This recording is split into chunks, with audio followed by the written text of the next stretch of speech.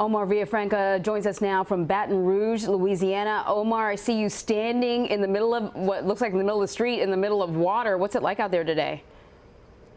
Well, you're going to need a boat if you're going to try to make it through this intersection, or a very tall truck. Just in my line of sight right now, I'm seeing there's a truck over here you might be able to see. He's contemplating whether he should go in or not.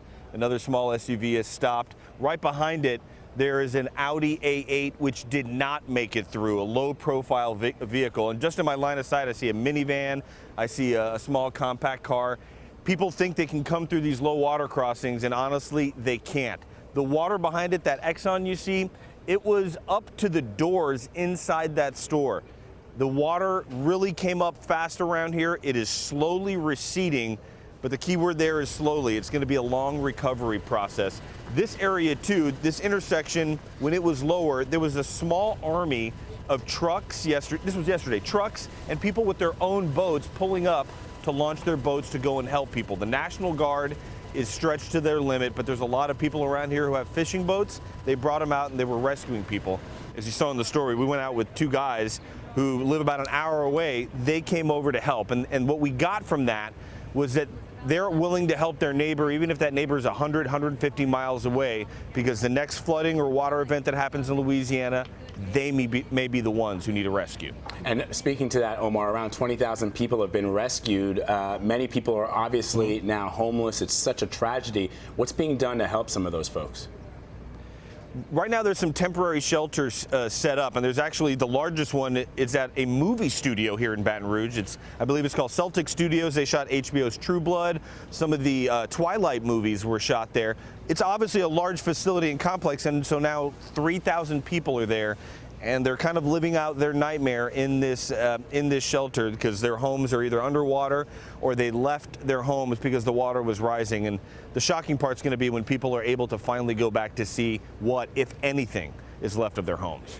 How difficult are these evacuations when you have roads that are flooded out, that are collapsing?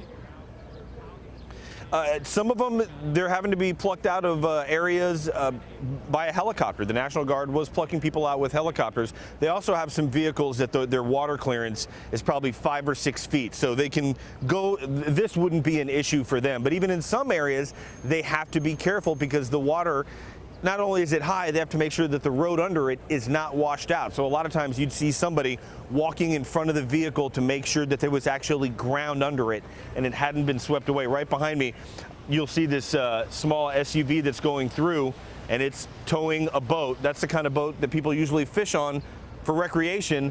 But when they know that they need to get some supplies or go see if anybody needs help, that's what they were hopping on and going on to see if they could help people. Omar, one last thing.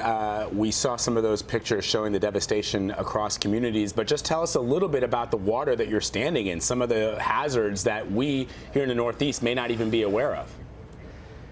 Well, obviously there's going to be a lot of bugs and critters around here. We were on one of the boats where we saw a small island of fire ants. Now, the ants obviously were picked up by the water. They band together, so you'll see a chunk of ants. And whatever they hit, they grab onto. So you don't want to be what they grab onto. We've seen snakes.